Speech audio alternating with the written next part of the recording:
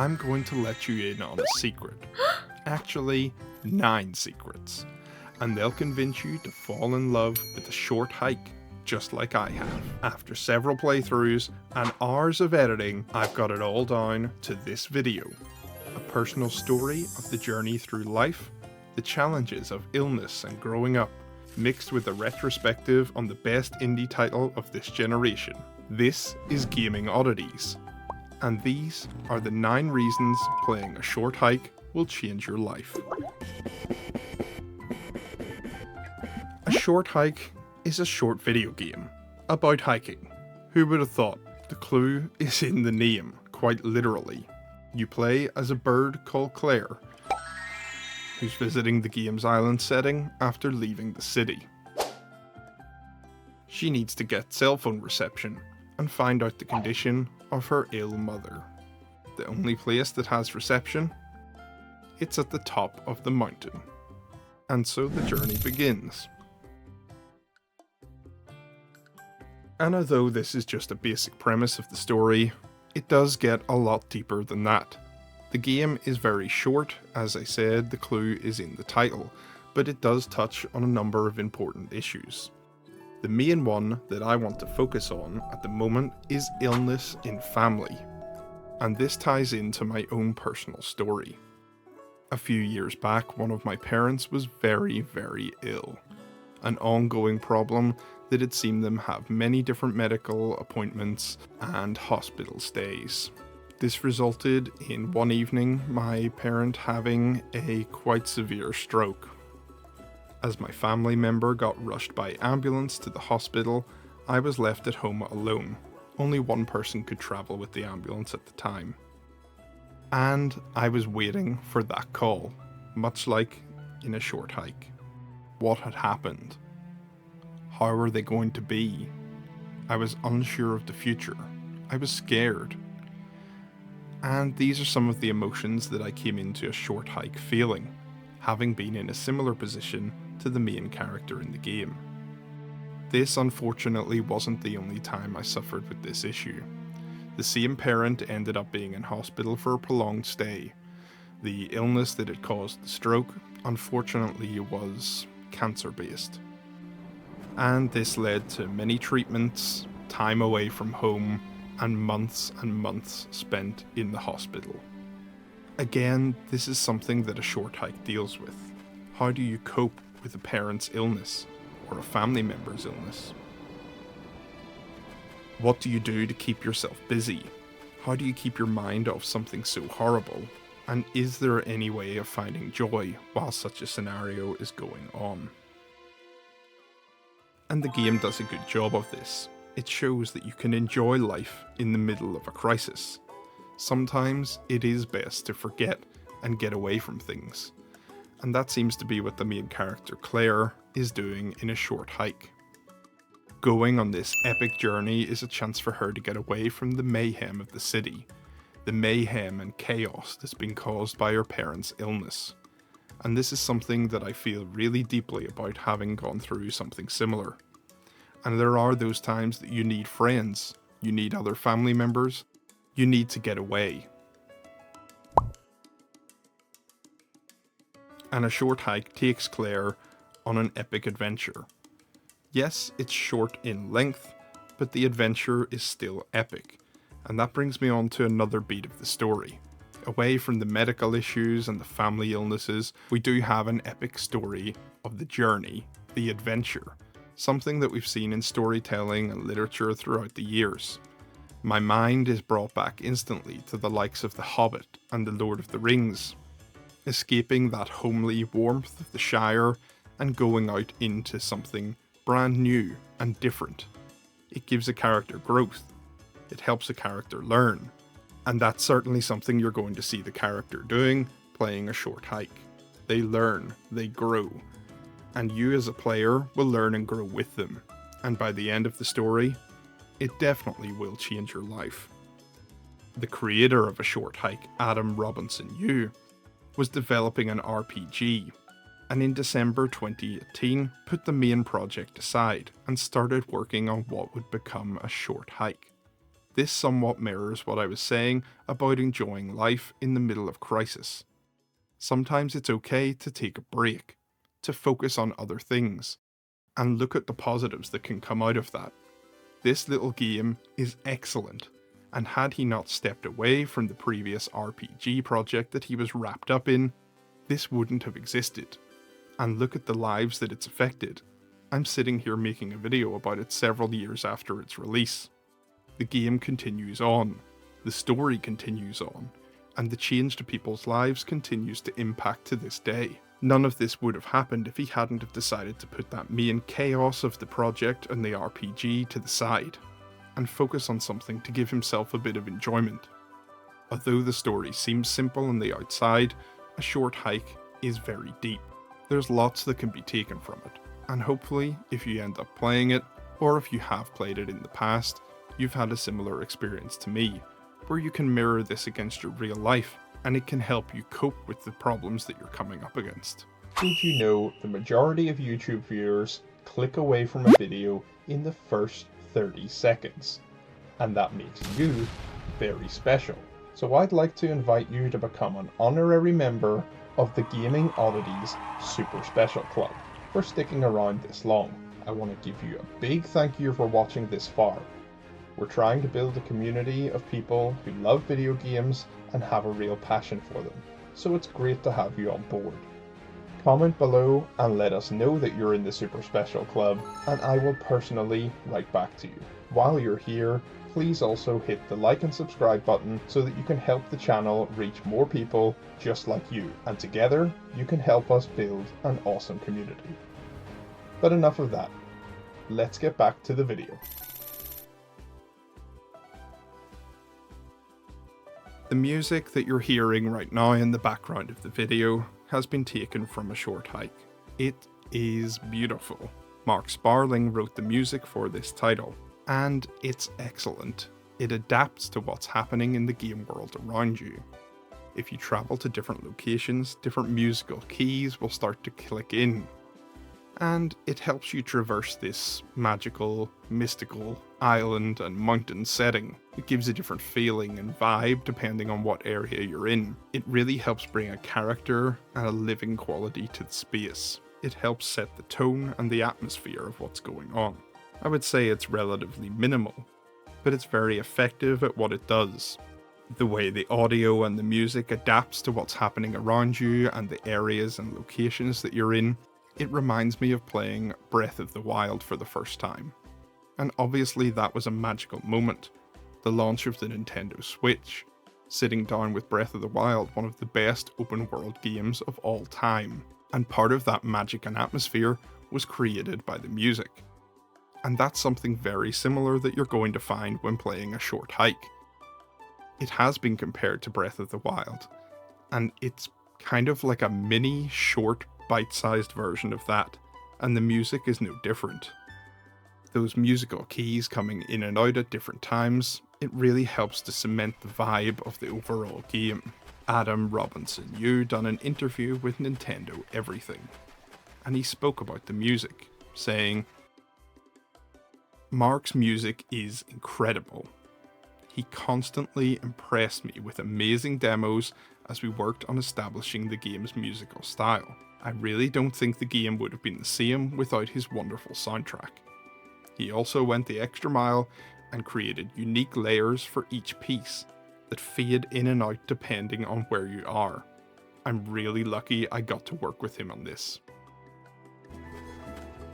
And I would agree wholeheartedly with what he said here. The music definitely gives a character and a life to this game that it wouldn't otherwise have.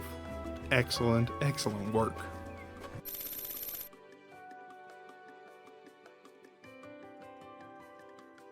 You'll notice that A Short Hike has a childlike, whimsical fun, and this is really brought to the forefront with the art style and the graphics. The game has been compared to a cross between Animal Crossing and Breath of the Wild, in terms of maybe the gameplay and the art style. But I think with this art style, it really brought me back to playing Animal Crossing on the Nintendo DS. And this is how I first found out about the game. I love my Nintendo Switch. I'm always looking for new indie titles or big blockbuster releases on the console. So when someone suggested to me that there was a game coming out that looked like a Nintendo DS game, I was immediately hooked. I seen this cool, chunky art style, this autumn type feel to the graphics and the world. I was hooked immediately. It took me back, as I said, to playing Animal Crossing on the Nintendo DS. I think And this that look is chunky cool. feel is something It also Adam allowed me really Robinson to increase Yu the has scope talked of the about. game. He I was calls able to the get look away with making chunky simpler pixels. models, and I could make He more of wanted them much to find faster. a way to make And the while game this isn't perfect, interesting I with think the it allows tools that the he player had to fill in a available lot of to the him at details the with their time, imagination, and his expertise. while still kind of giving the impression He that I'm thinks trying the to look make. is cool, and I would definitely And to achieve agree this with him. effect in Unity, And it the allowed world the is scope rendered of to the this game tiny to render get bigger. texture, and then another He said camera he could in take Unity less will time having to look make at that the game, texture and then and blow it up. therefore was able to add in more assets to expand the size of the world. And I think it really shows. He's made such a big adventure in such a small, neat little package. And if the art style helped him do that, then I see no problems here, because the art style still looks beautiful as it is. Sometimes we want to look for those 4K visuals and graphics and resolutions, but often it's said, and I think this is 100% true, that gameplay is king. And even if the art style is limited, as long as it's timeless and it's nice and it fits with the vibe of the actual product you're wanting to put out there, I think you can get away with a hell of a lot. Again, this brings me back to thinking about another Nintendo title that was vilified from some certain quarters when it came out. I'm talking about Legend of Zelda: The Wind Waker. People weren't happy that they weren't getting their super realistic, high performance graphics from that title. They didn't want this kiddie art style, but I think time has proved out. In that instance, Nintendo was 100% justified in what they were doing. They created an art style. Yes, it's not always about graphics and performance, but sometimes just having that style, sticking to it, making it timeless, making it more plain, it means it can last for years, instead of being something that looks out of date. And I think in this era of having retro-styled indie games that take nods from 8-bit and 16-bit aesthetics, I mean, the market is absolutely jam-packed and full with them. So to go that one step and kind of honour the look of the Nintendo DS was really something unique. It made this game stand out. But much like Wind Waker, the art style is simple but timeless. It works for the product. It's definitely one of the things that got me interested in the title, and I'm sure it got many of you interested as well. The autumn or fall colour scheme that the game uses is beautiful. Oranges, yellows, those darker greens. It reminds me of my favourite time of year, autumn. A time for walks, crunching in leaves, going out on adventures and hikes with families through forest parks. And those memories of family, of good times, of shared moments, they all certainly tie back to our first point of looking at the story. Those thoughts of the ill family member, waiting to hear the call. The art style and the story mingle together and interchange, giving us a plethora of emotions. At the Game Developers Conference, Adam Robinson Yu said, "Limitations might be what makes your work unique." And this is something I think we can all learn from. To be creative with what we have. We don't always need the top of the line equipment or amazing artistic skills in certain areas. If you use what you have and you use it to the best of your ability, you can still create something absolutely beautiful, like the art style in A Short Hike.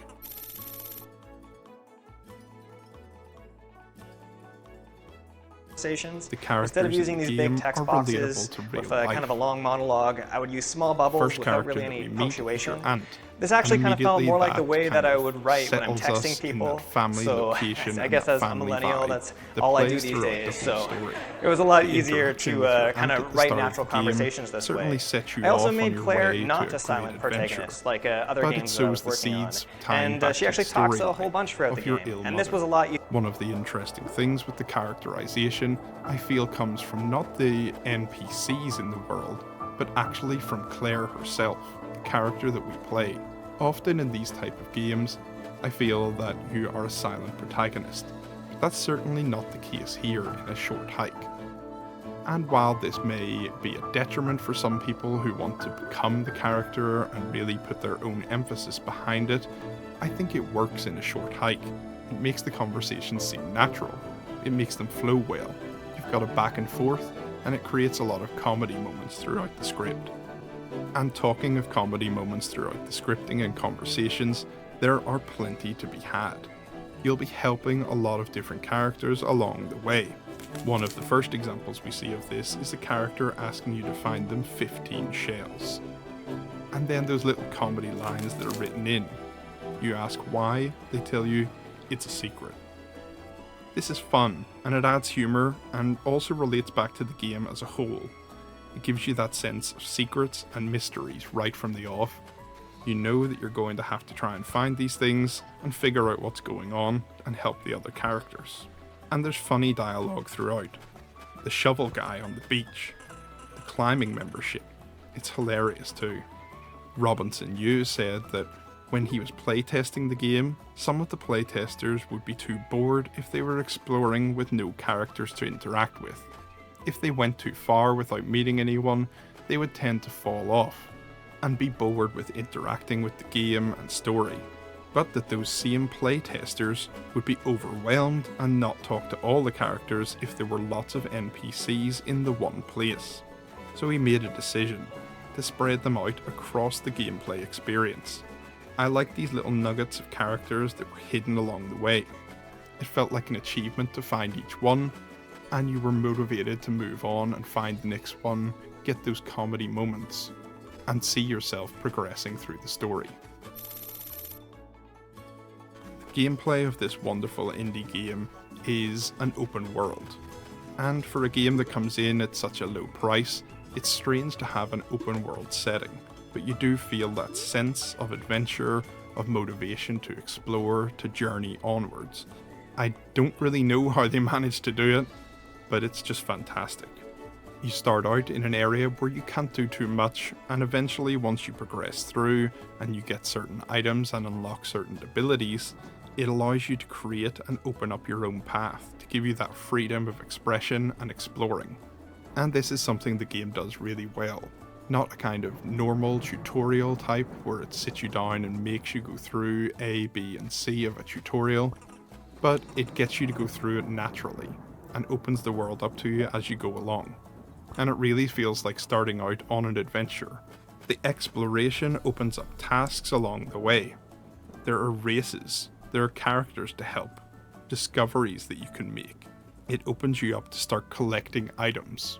You'll find various main items along the way, such as a shovel, but these can then help you uncover more items, coins and collectibles as you go along. It adds to that sense of discovery, but it also gives you something to do along the way. This game isn't a boring walking simulator. It's jam-packed full of content. Even though it may be short on time, it packs so much into that time. Every corner you turn around, every track you traverse to, once you get to the next stage, there are always characters, there are always nooks and crannies to explore, and the journey continues on. Unlike Breath of the Wild though, it doesn't allow you to go completely crazy. You can't just run to the end of the game.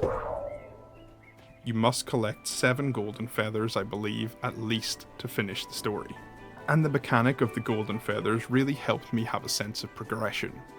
You get more powerful, the ability of flight, and the way it controls. It's a joy just to float and glide through the air. And as I said, these create natural kind of gates in the game. You won't be blocked out of an area like Grand Theft Auto where there's a bridge under construction, but you'll get to a certain point where you won't be able to progress any further. You'll maybe have to backtrack a little bit and get some upgrades so that you have the skills and abilities to get beyond the obstacle that you found in your way. The game really feels like an open world, but also a guided experience. You can feel the touch of human design and the gameplay design in this world, and I really love that. This trend of having loads of procedurally generated worlds and AI content, it doesn't compare to something that's so beautifully handcrafted like a short hike. You can really see the quality, the craftsmanship in every aspect of this game, and it helps you want to continue the journey, to continue to explore. What will you find that the creator has hidden around the next corner? I don't want to spoil too much of the game, because I would urge anyone out there to have the experience of playing and adventuring through a short hike. But there is one moment that stood out for me. It involves strawberries and toast. If you've played the game, you'll know what I'm talking about. But finding these little Easter eggs, if you're willing to explore, talk to characters, read signs, dig up fossils, there's so much more to be gained from this game than just what's on the surface level. And that example with the strawberries and toast, it's funny, but it gives the game a real sense of history, the island a real sense of history, the mountain and the people, the characters in this world. And I gained that knowledge by journeying and exploring. Some people may not find that in the game, and I find that really, really interesting. Exploring won't just take you up the mountain itself. There are many little islands scattered around the base of the mountain in the sea.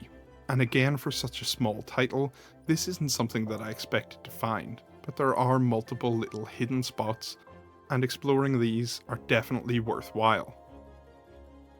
Collectibles and coins will be there aplenty, and it really adds to that adventure. The game has plenty of activities as well. It's really bursting with them. You've got fishing, playing sports, boating, racing. There's loads to do. And exploring your surroundings and interacting with them will open more of these things up, tying back to the original theme of the story with the illness in the family and how you cope with it. And really the message of the game being that sometimes you've got to get away from these horrible things. Sometimes you've got to see the beauty in life and the beauty of things around you. And exploring this little world and opening up all those side quests and activities of playing games, of fishing, it really just hammers that point home. There's beauty out there if you look for it. Even if you're going through a dark time, even if you're worried, you're scared, you can always manage to think differently and see and perceive the world differently in a more positive way, a way that'll help you get through those dark and terrible times. And the exploration in this game exemplifies that. You just have to look, you have to search and find out the good things, even though, overarching, there's a terrible thing going on in a short hike. There's beauty to be had there. There's fun to be had still. Life isn't all just doom and gloom. Sometimes you have to look and search out for those happy moments. Mysteries are one of my favourite things in storytelling. One of my favourite TV shows ever is Lost.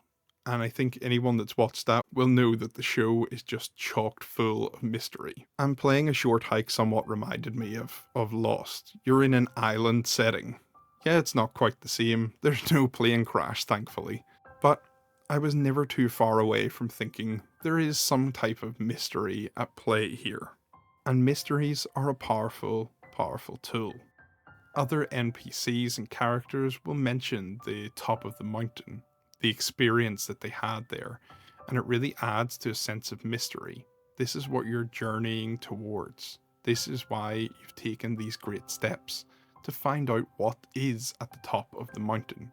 And it always felt to me that there was more of a mystery surrounding the top of the mountain and something more there than just going to get a good phone signal to contact your mother.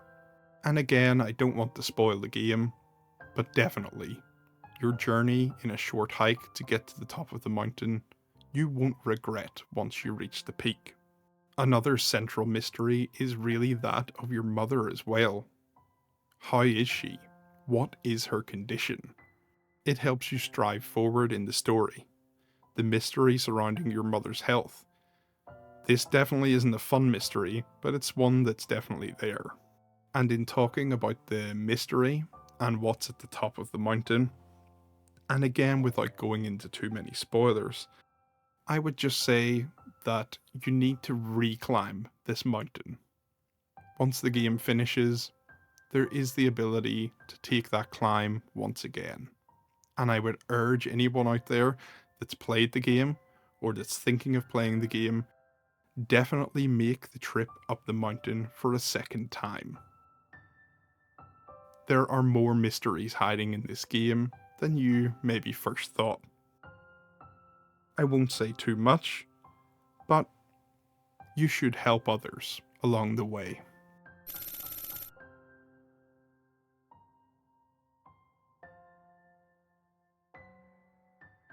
A Short Hike was created in around a 3-month time period, once the creator got the green light, and it was ready to go to become a humble, original game. That's how long it took.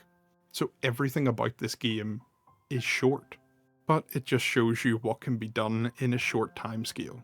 And it links just to my enjoyment of the game itself. It shows how much can be achieved in a short time period.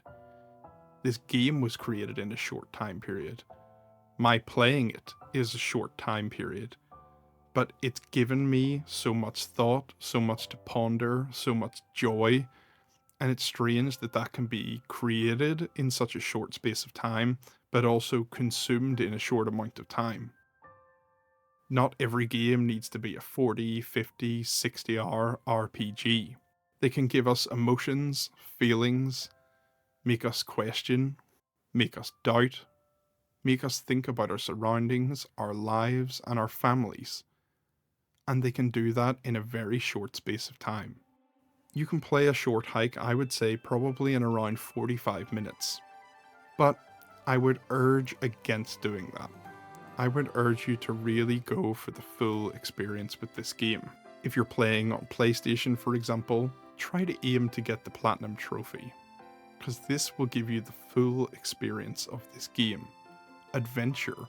Go out in the world and explore, and you will get far more out of this game than you bargained for.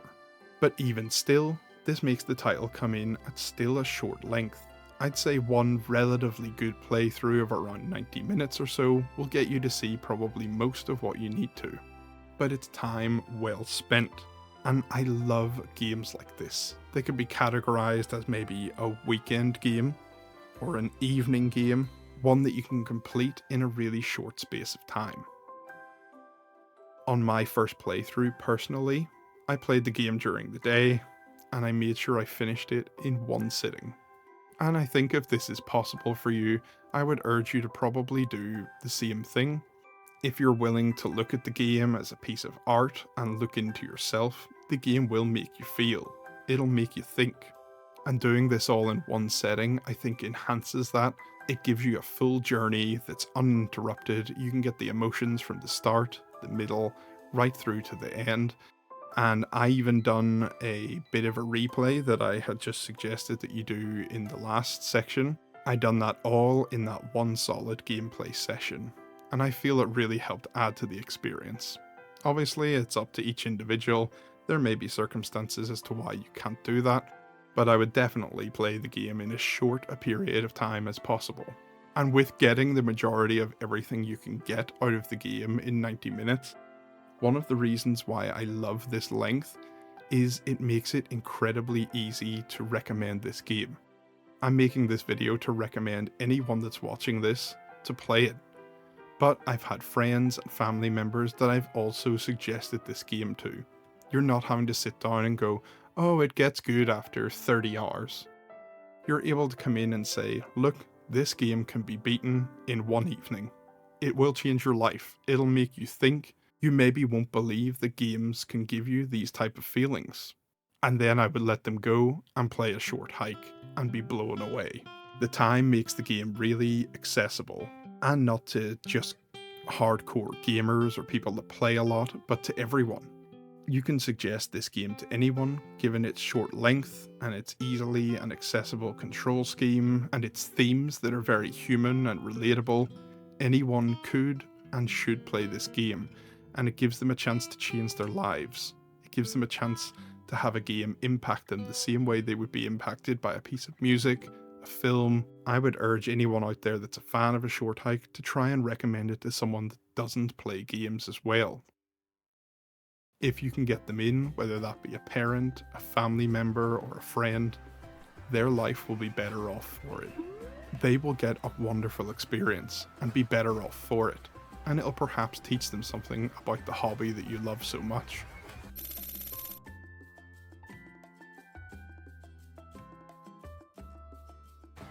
Okay, so this section is really for the physical collectors out there. It's one of the reasons that I love a short hike, and it's one of the reasons that I love physical game collecting. This had a limited release here in the UK in a physical format. Comes from an excellent company called Super Rare Games. I'm not getting paid or promoted to talk about this. I just love that company. I think they do really good work. They don't take long to get these limited releases to you, and they've got some excellent titles. And I think A Short Hike is probably at the pinnacle of their releases. It's probably the best game that they have released so far. There are two different versions, and I'm going to throw up some photographs and show you some footage of the two different versions. There's the standard version. This comes with a kind of booklet, guide. It comes with art cards that all Super Rare releases come with. You obviously get your excellent artwork on the box, and you get your physical game cart. But there is the option to get this special edition as well, which opens up a lot more to you. You get a map of the entire kind of island and mountain experience. You get a soundtrack to the game. I believe there's a little pin of Claire that you get as well. These are really excellent physical versions of the game and great collector's pieces. If you're a fan of this game and you didn't realize that it had a physical release, unfortunately the bad news is that it is sold out. So you'll have to look for a third-party seller on eBay or some such place. If you're in the UK, I believe you can get some copies of this on CEX's website. But they do sell second-hand versions of Super Rare Games titles, so that could be an option, or as I already said, there is the ability to search it up on eBay and try and snag one of these. Maybe better quality if you do it that way. There are options out there to get the physical version of the game. If you're a fan of it, I would urge you to pick it up. It's a lovely little release, a great collector's piece that reminds me of the time I spent with the game, and it's a great item to have in anyone's Nintendo Switch collection.